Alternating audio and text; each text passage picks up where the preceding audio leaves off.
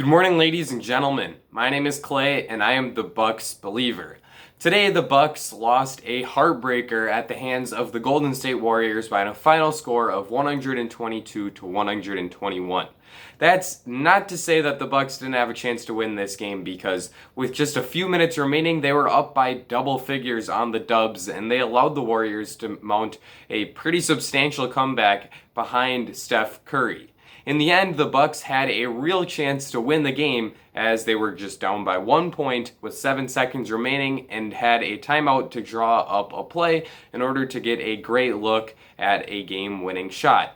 And we don't know exactly what Coach Mike Budenholzer drew up, but it appeared to be a Jrue Holiday isolation with Kelly Oubre matched up on him, that or a Chris Middleton screen set on Oubre in order to get Holiday some momentum going to the basket. But we'll never know, because Middleton ended up throwing the inbounds pass away.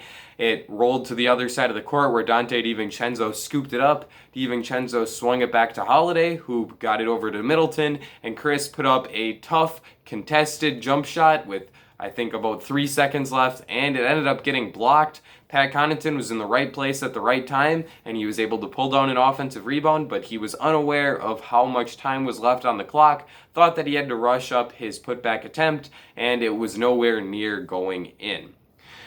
The Bucks really executed quite poorly on that last play, and considering there's been a few plays where they haven't gotten the best look at the end of the game, I do think that this is an area in which the coaching staff has to improve.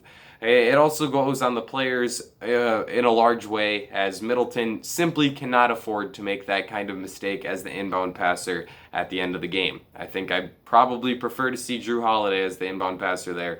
Although Holiday did struggle with turnovers himself in this one, turning the ball over a whopping 10 times. However, the Bucks failing on that last play isn't the main reason why they lost. That award would have to go to Steph Curry, who just lit this team up tonight. He only had 10 points in the first half, but in the second half, oh boy, I think it was 11 actually, but Curry had a 30-point second half to give him 41 points on the night. He made 5 of his 10 three-pointers, but that really wasn't the main way in which he beat the Bucks in this game, as he did a great job of getting to the basket, getting around the Bucks defenders, and making some really tough contested layups at the rim.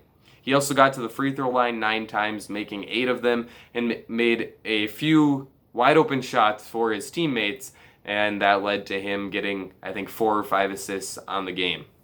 So Curry was terrific. He scored the ball so well, and the Warriors' offense clearly wasn't the same without him on the court. He's the reason why they won this game, and he deserves a lot of credit for that. Donte DiVincenzo really struggled on Curry in the minutes in which Jrue Holiday was out of the game, but in that second half, I don't think that anyone could have stopped Steph, so it's not necessarily something I'm going to hold over Dante's head by any stretch. The Warriors role players also had a pretty solid game in this one, with the exception of Andrew Wiggins, who went just 1 of 8 from the three-point line. But Kelly Oubre went 4 for 8 from 3, and Kent Bazemore made all 4 of his three-point attempts. And with Curry going off in the way he did, the Warriors just needed some contributions from their role players in order to get the win, and they got just enough out of those two guys, along with a pretty solid performance from Jordan Poole, not Jordan Peele. We're not talking about the horror film director here. We're talking about the basketball player from Michigan, as Peele put in 10 points on 4 for 9 shooting, did a great job of getting into the mid-range where he has a really nice floater shot that he executed at a high rate today. And he also dished out 6 assists, finding some open teammates beyond the three-point line for some easy looks. So the Warriors' offense was solid, but they also were able to capitalize on 14 turnovers from the Bucks and 12 offensive rebounds for the Warriors, obviously.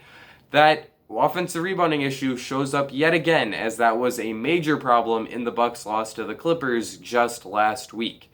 I do think that they do have a solid excuse in this game for the high amount of offensive rebounds allowed, as they were without a guy who is genuinely one of the best rebounders in the game in Giannis Antetokounmpo. But this is definitely an area they need to improve, as it just seemed like the Warriors were able to get to a lot more loose balls, and a lot more of the plays that the Bucks have to make went to the Warriors in this game, and that simply can't happen, especially in close games like this where neither team really has control.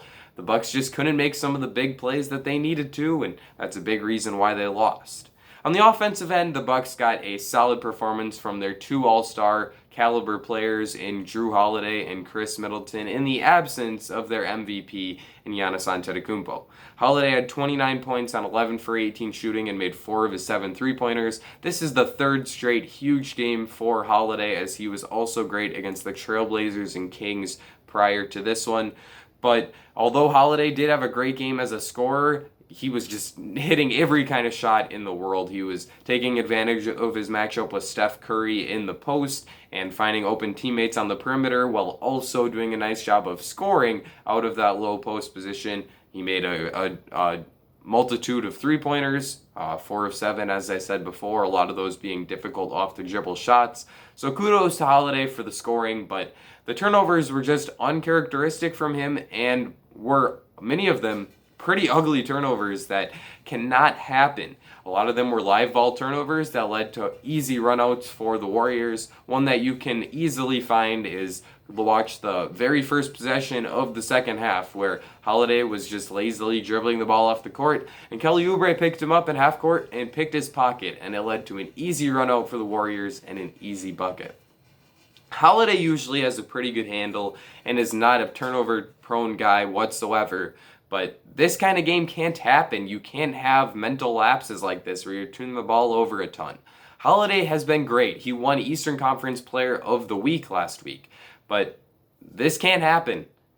Chris Middleton also stepped up for a huge scoring game as he had 28 points on 10 for 19 shooting, made 2 of his 4 threes, and made all 6 of his free throws. He got really hot for a stretch in the second quarter, a quarter in which he had, I think, 14 points, and that was huge for Chris as he has been in a bit of a slump over the past couple of months. So to see him hit shots in a row, string together a row of buckets as he did tonight is always a good sign.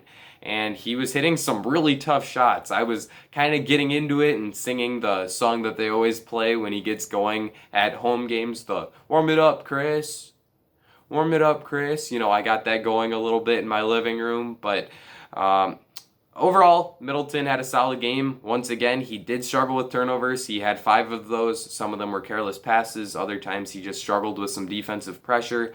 But he also dished out 7 assists and made a few really high-level passes. That is an area in which he's improved this season. So mostly a good game from Chris. I don't have too many negative takeaways for him in this game. The turnovers hurt the Bucks in a game where they shot 51, 43, 86 from the field. And if they wouldn't have turned the ball over so many times, especially those two players in Middleton and Holiday, I think this is a game that they probably win by double digits. Fortunately, there is one pretty huge positive in this one for the Bucks, as they got some really solid bench production out of Jeff Teague and Thanasis Antetokounmpo, or Thanasty, as the Bucks broadcasting duo of Marcus Johnson and Jim Paschke love to call him. But Teague had his best game as a Buck easily in this one, as he had 15 points on 5 for 7 shooting, made both of his three-pointers and all 3 of his free throws. Teague, in his time with the Celtics this season, did have some struggles, and a large reason for that was that he had a pretty poor shot profile where he took far more shots in the mid-range than he needed to. He wasn't getting to the basket enough, and he wasn't shooting enough three-pointers. And under Coach Mike Budenholzer, who really emphasizes having a good, analytically friendly shot profile where you're shooting a lot of threes and layups, I think that can really help Teague, and this is an area in which he can really blossom with the Bucks, and that was apparent in this game. He got to the rim a few different times and was able to create some contact that led to him having a really nice and one in the first half, and a couple other drives where he was able to get to the line. I think he got to the line one other time, and then he also had a few solid driving kicks.